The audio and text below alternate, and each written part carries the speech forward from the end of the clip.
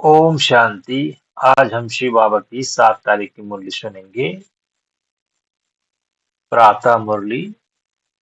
बाबा ने कहा, मीठे बच्चे, तुम बहुत रॉयल स्टूडेंट हो। तुम्हें बाप, टीचर और सतगुरु की याद में रहना है।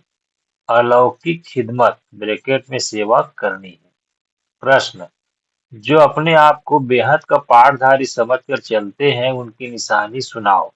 उत्तर: उनकी बुद्धि में कोई भी सूक्ष्म व स्थूल देहधारी की याद नहीं होगी। वह एक बाप को और शांति धाम घर को याद करते रहेंगे, क्योंकि बलिहारी एक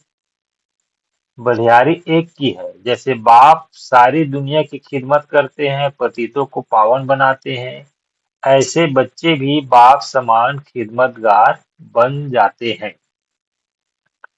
ओम शांति। पहले पहले बाप बच्चों को सावधानी देते हैं। यहाँ बैठते हो तो अपने को आत्मा समझ बाप के आगे बैठे हो। यह भी बुद्धि में लाओ कि हम बाप के आगे भी हैं, टीचर के आगे भी बैठे हैं। नंबर 1 बात है, हम आत्मा है, बाप भी आत्मा है, टीचर भी आत्मा है, गुरु भी आत्मा है। एक ही है ना। यह नई बात तुम सुनते हो। तुम कहेंगे, बाबा हम तो कल्प कल्प यह सुनते हैं, तो बुद्धि में यह याद रहे, बाप पढ़ाते हैं, हम आत्मा इन आर्गन द्वारा सुनती हैं। यह ज्ञान इस समय ही तुम बच्चों को मिलता है, उस तेमुज भगवान द्वारा। वह सभी आत्माओं का बाप है जो वर्षा देते हैं। क्या ज्ञान देते हैं? सब की सद्गति करते हैं, यानी घर ले जाते हैं। कितने को ले जाएंगे यह सब तुम जानते हो। मच्छरों सर्दी से सभी आत्माओं को जाना है। सतयुग में एक ही धर्म, पवित्रता, सुख, शांति सब रहता है। तुम बच्चों को चित्र पर समझाना बहुत सहज है। बच्चे भी नक्शे पर समझ जाते हैं ना। इंग्लैंड है, यह है, फिर वह याद पड़ जाता है, यह भी ऐसे है। एक एक स्टूडेंट को समझाना होता है। महिमा भी एक की है, शिवाय नमः उस मुझ भगवान। रास्ता बाप घर का बड़ा होता है, वह हद के। यह है सारे बेहद के घर का बाप। यह फिर टीचर भी है, तुमको पढ़ाते हैं, तो तुम बच्चों को बहुत खुशी रहनी चाहिए। तुम स्टूडेंट भी रॉयल हो। बाप कहते हैं, मैं साधारण तन में आता हूँ। प्रजापिता ब्रह्मा भी जरूर यहाँ चाहिए। उन बिगर काम कैसे चल सकता।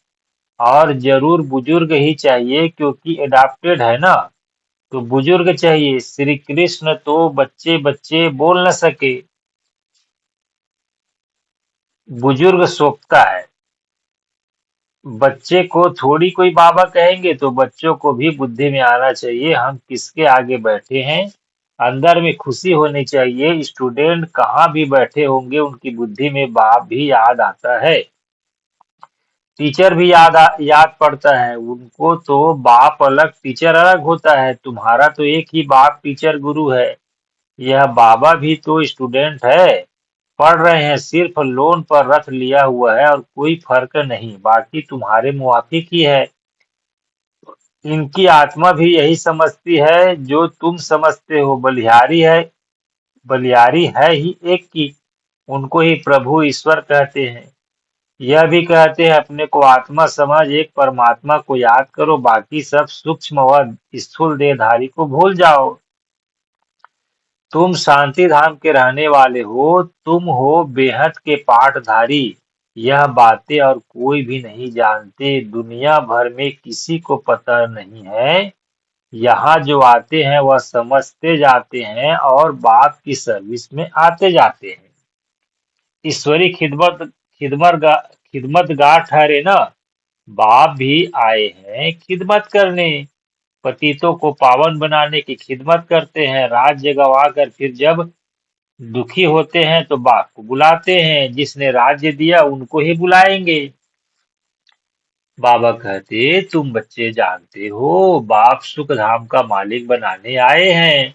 दुनिया में यह किसी को पता नहीं है तो सब भारतवासी एक धर्म के। यह है ही मुख्य धर्म। सो जरूर जब ना हो तब तो बाप आकर स्थापन करे। बच्चे समझते हैं भगवान जिसको सारी दुनिया अल्लाह गाट कह पुकारती है, यह वह यह ड्रामा अनुसार कल्प पहले मुआफिक आए हैं। यह है गीता का एपिसोड जिसमें बाप आकर स्थापना करते हैं। गाया भी जाता है, ब्राह्मण और देवी देवता छत्री नहीं कहेंगे। ब्राह्मण देवी देवता नमक कहते हैं, क्योंकि छत्री तो फिर भी दो कला कम हो गए ना। स्वर्ग कहा ही जाता है नई दुनिया को, त्रेता को नई दुनिया थोड़ी कहेंगे। पहले पहले सतयुग में है एकदम नई दुनिया। यह है पुराने ते पुरानी दुनिया, फिर नए ते नई दुनिया में जाएंगे। हम अब उस दुनिया में जाते हैं तब तो बच्चे कहते हैं हम नर से नारायण बनते हैं। कथा भी हम सत्यनारायण की सुनते हैं, प्रिंस बनने की कथा नहीं कहते। सत्यनारायण की कथा है, वह नारायण को अलग समझते हैं, परंतु नारायण की कोई जीवन कहानी तो है नहीं।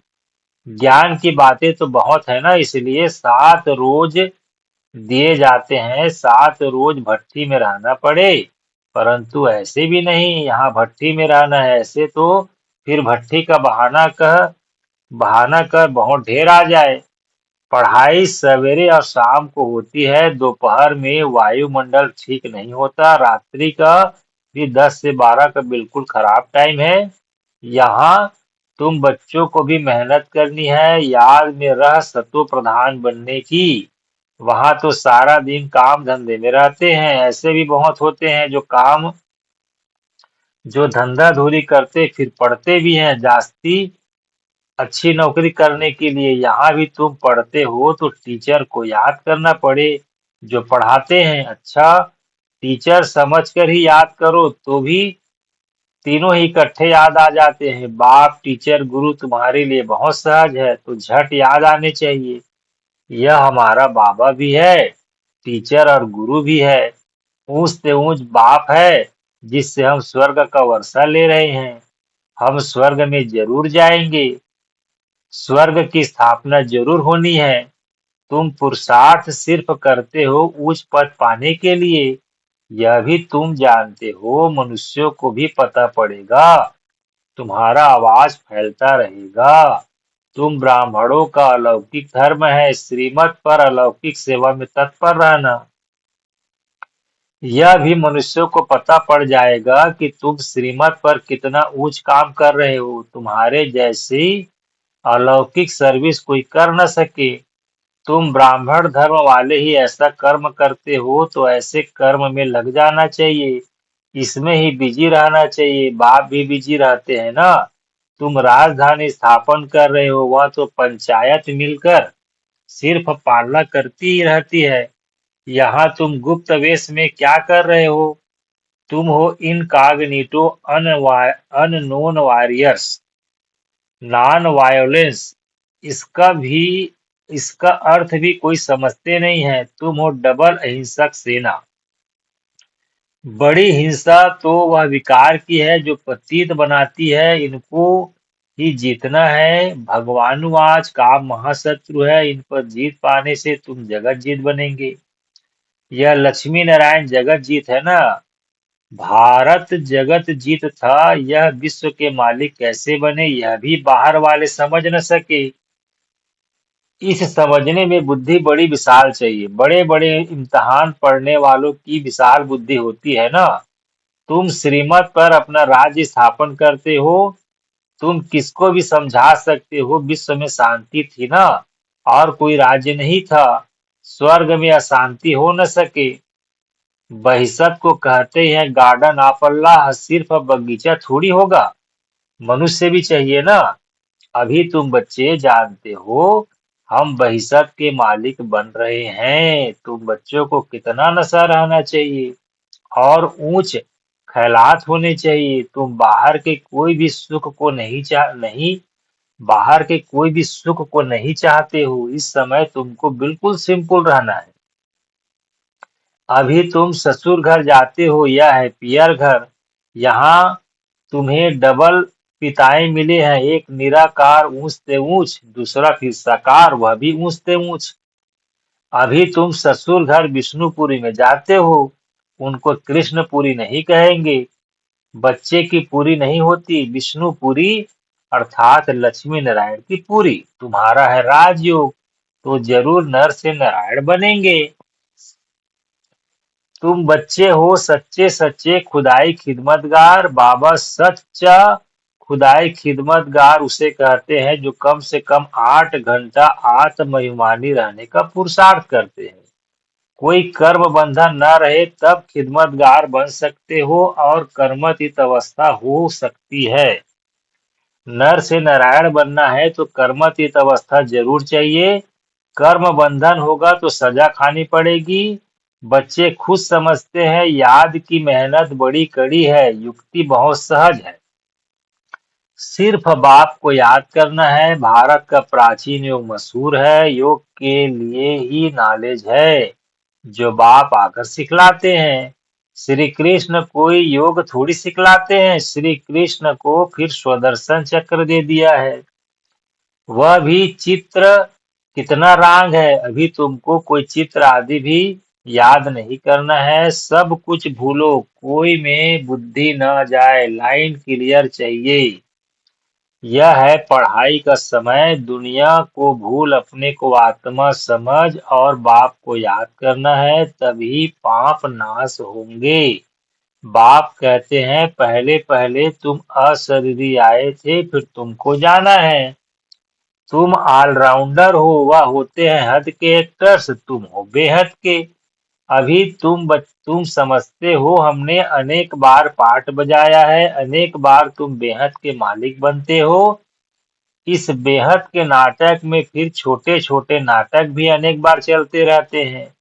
सतयुग से कलयुग तक जो कुछ हुआ वह रिपीट होता रहता है। ऊपर से लेकर अंत तक तुम्हारी बुद्धि में है। मूल वतन, सूक्ष्म वतन और सृष्टि का चक्र बस, और कोई धाम से तुम्हारा काम नहीं। तुम्हारा धर्म बहुत सुख देने वाला है, उनका जब समय आएगा तब वो आएंगे। नंबर वार जैसे जैसे आए हैं ऐसे ही फिर जाएंगे। हम और धर्म का क्या वर्णन करेंगे।